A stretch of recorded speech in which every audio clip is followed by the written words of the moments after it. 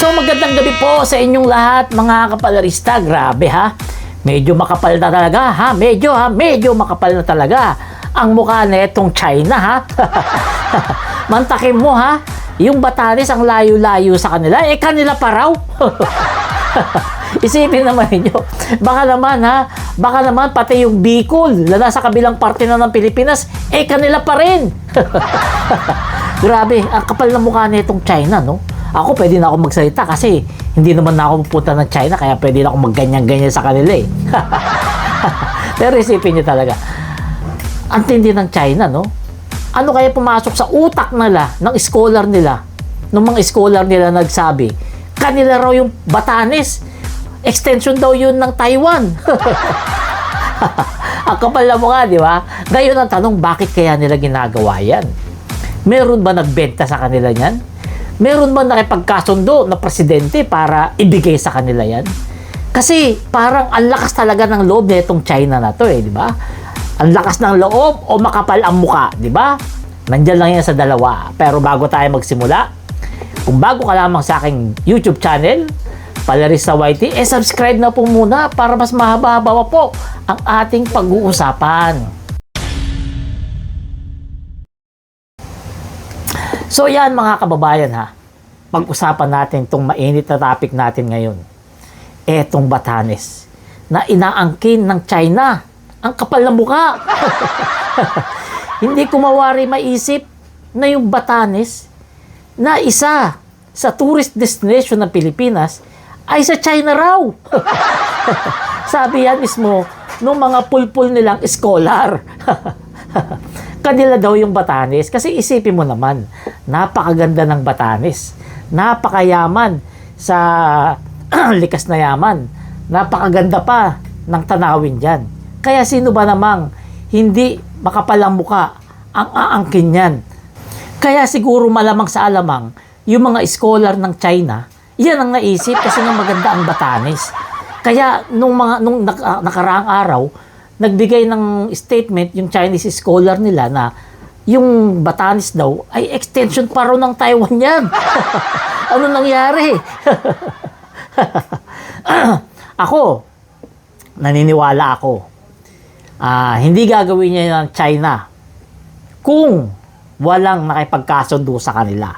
So, eto na ba yung sinasabi dati ni PBBM na tawag dyan na gentleman's agreement? Eto na ba yun, ha? Eto na ba yun? Eto na kaya yun sinasabi nun? Kasi kung matatandaan natin, meron gentleman's agreement pero hindi naman sinabi kung ano yun. Kaya marami nagpapalagay na baka nga eto na yun. Baka eto na yung gentleman's agreement ni Duterte pati ni Xi Jinping, di umano. Sabi naman mismo ni PBBM yan Di ba? Meron daw gentleman's agreement. Siguro nga ito na yun kasi bakit naman aangkinin ng China yung Batanes? Ang layo na sa kanila niyan. May nagsabi pa nga, baka nga raw binenta na ni Digong yung Batanes sa China. Hindi naman tayo sigurado, kaya nga sabi natin, baka kasi may nagsabi lang rin. Sino kaya? Di ba? Sino kaya ang dahilan? O kaya ano ang dahilan? Bakit kinakamkam ngayon ng China etong Batanes? Dati, Palawan, parte rin daw ng kanila. Ngayon, Batanes, ang layo-layo na sa kanila, parte pa rin daw ng bansa nila. Ano kaya nangyari? Di ba? Paano kaya ipapaliwanag nung nakaraang administrasyon yan? Bakit inaangkin ang Batanes ng China?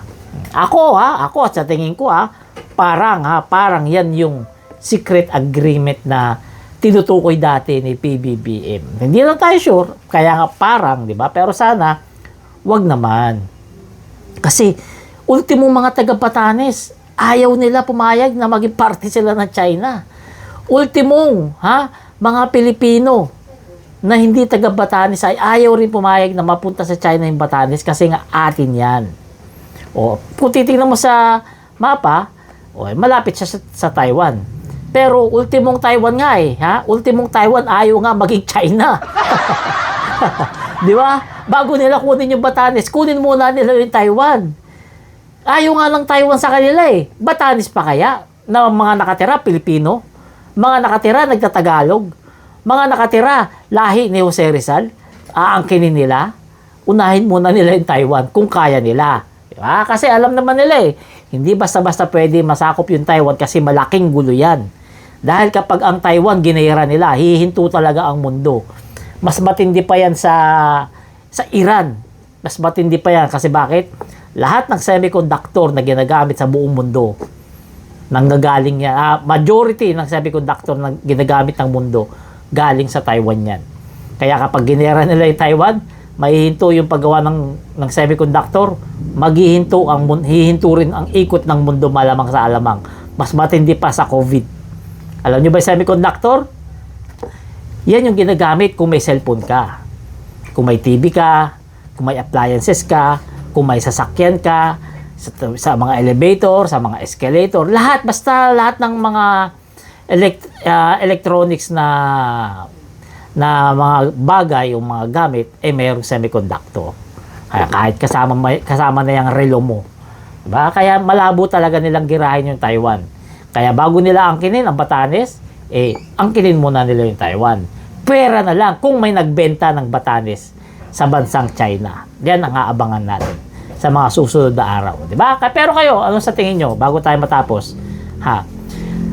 May nagbenta ba ng Batanes sa China? O talagang makapal lang ang mukha nitong China na inaangkin yung Batanes na malayo sa kanila? Diba? Comment nyo na lang inyong reaction para natin mapag-usapan. At bago tayo matapos, please subscribe na po muna dito sa aking bagong YouTube channel. Salamat.